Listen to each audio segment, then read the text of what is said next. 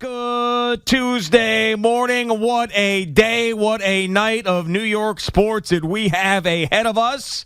You had a couple of losses last night in the playoffs for the Islanders and Nets, but the Knicks and Rangers getting going again. Knicks game 2 without possibly Josh Hart, who is doubtful for this game with his ankle injury, and there's a different look in his eye. There's a different feel. There's a different aura to Boomer Esiason this morning when there is playoff hockey and it is the morning of a playoff hockey game with his New York Rangers. There's just a different feel around him. The juices start flowing. You could feel the competitiveness coming out of his pores. This is the closest that I will ever get to being in the locker room and having Boomer be my quarterback is today and what's going to happen over the next several days and hopefully weeks for all the Ranger fans as they get this series started against the Devils tonight.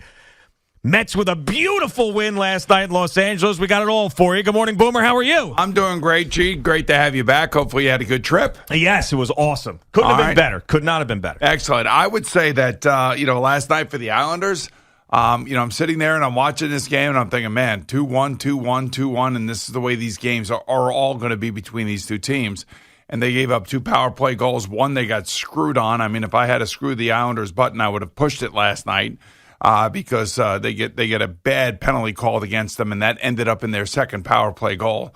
But Barzal was back, and he was doing Barzal things, although they did not score, and I know that's frustrating for Islander fans, and the fact that they took so many penalties, that's not the way that you want to go into the playoffs. And that would be the one thing that I would caution my New York Rangers with. Stay out of the penalty box, because there's so much talent in the league right now, and when you look at these top-notch, power play units, and you take a look at some of these players, you realize that's how you're going to end up losing games on your special teams. And for the Islanders last night, they had about a minute worth of really quality power play time, and then they kind of reverted back to some of the struggles that they've had.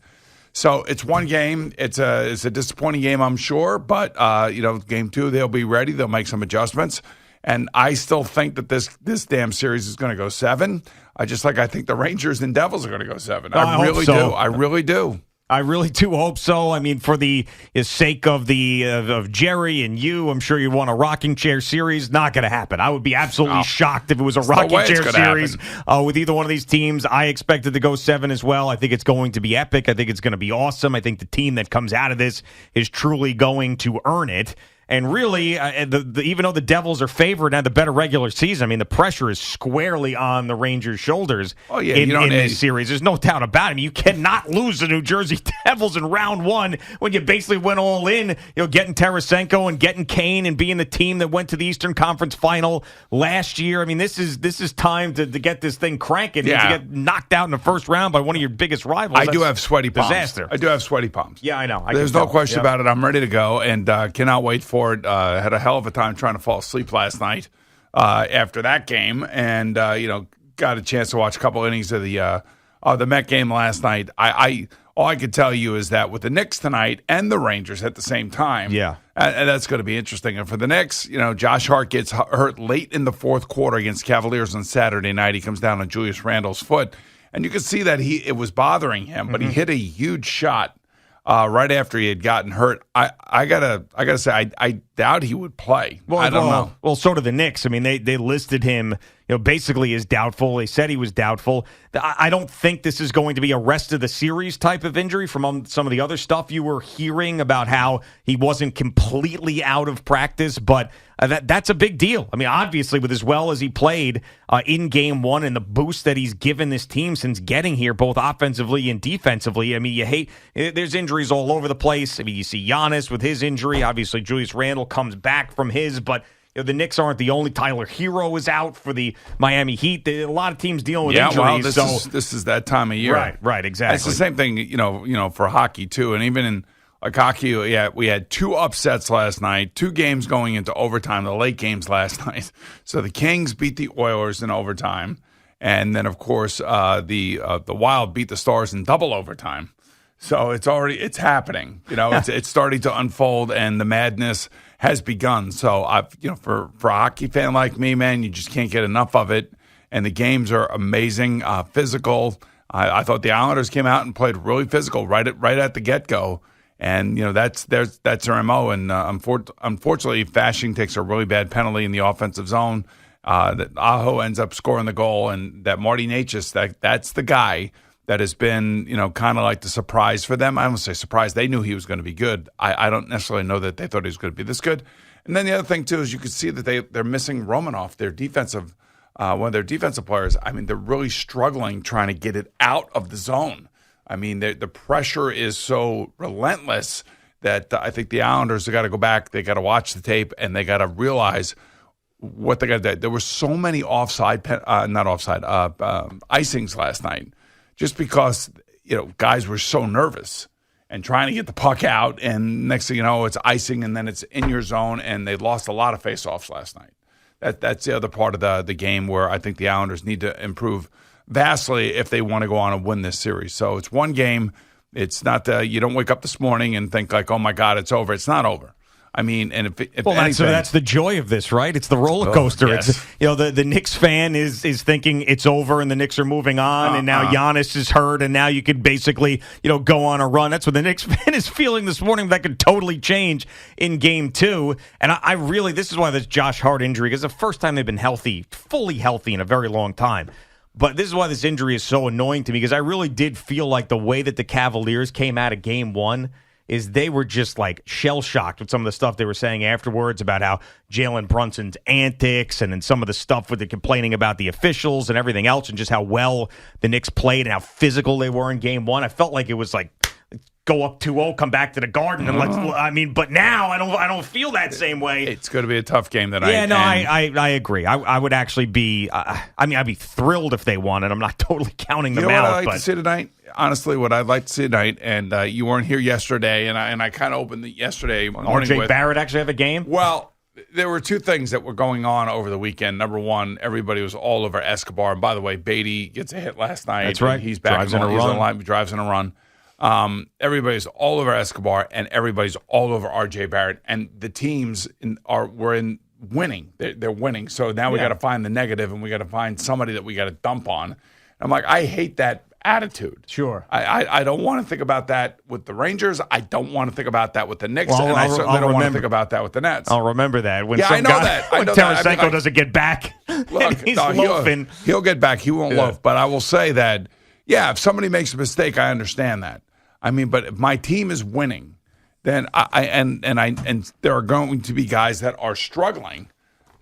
I'm not ready to just dump on them right now as we just get started in this whole thing. Yeah, but I don't think it's not a personal thing with those guys. I mean, I just think it's when I mean, it isn't. I mean, what it is I think you want to see the best version of your team, and when RJ Barrett has a game like he had in Game 1, you're thinking, can they get out of this series if he continues to play that like that? By the way, it was RJ Barrett, Quentin Grimes, and Quickly. Yeah, none of them shot well. They all were terrible. Right, and I would expect that to change tonight too. It has to change. Yeah, well, especially without Josh Hart if he doesn't play. I mean, and then you're really going to have to get some more contributions from those guys, but. Yeah, I mean, this is where we're at now, man. We got where everybody's relevant, everybody's fired up. You want to see as much winning as possible, and if you're not bringing what we need from you to the table as New York sports fans who've been thirsty for this moment for the longest time, you're going to hear about it. Man. I know it's that. The way it is. I understand if we lose, that's a different story. But if you're in the middle of winning and everything else, and I was trying to talk yesterday about.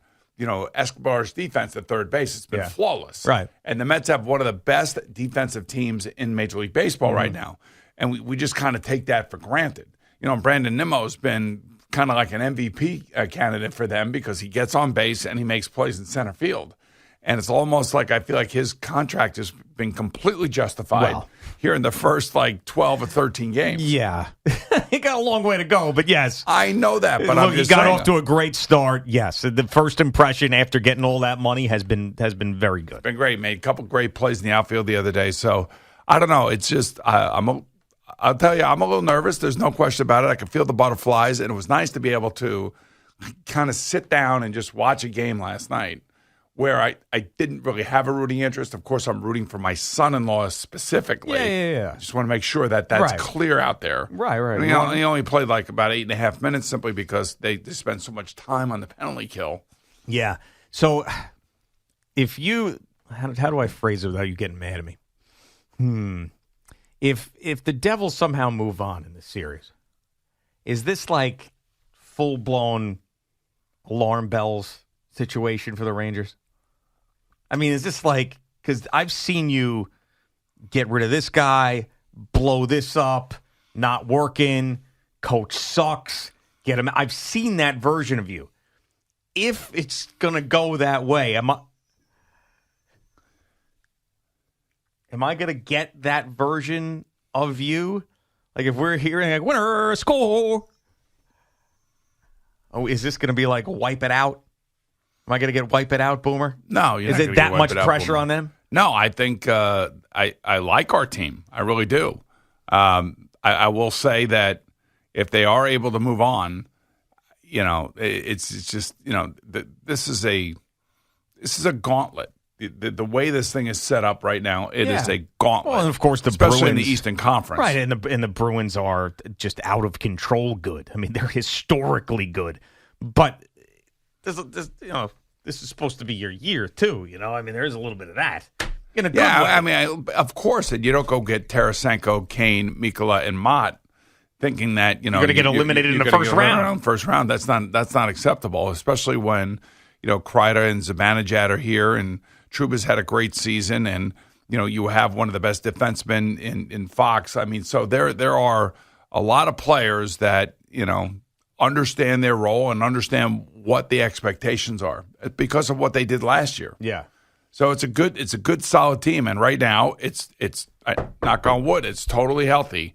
And what they have, I was trying to explain this to Jerry yesterday, they do have some experience over the Devils, not a lot, simply because the Devils have added a bunch of guys like a Dougie Hamilton, an Andre Palat, a Timo Meyer, a Thomas Tatar. They have guys that have been in the league and have been in the playoffs. So it's not like this team is all loaded with rookies. Now, their young players are explosive players. Yeah. There is no question about that.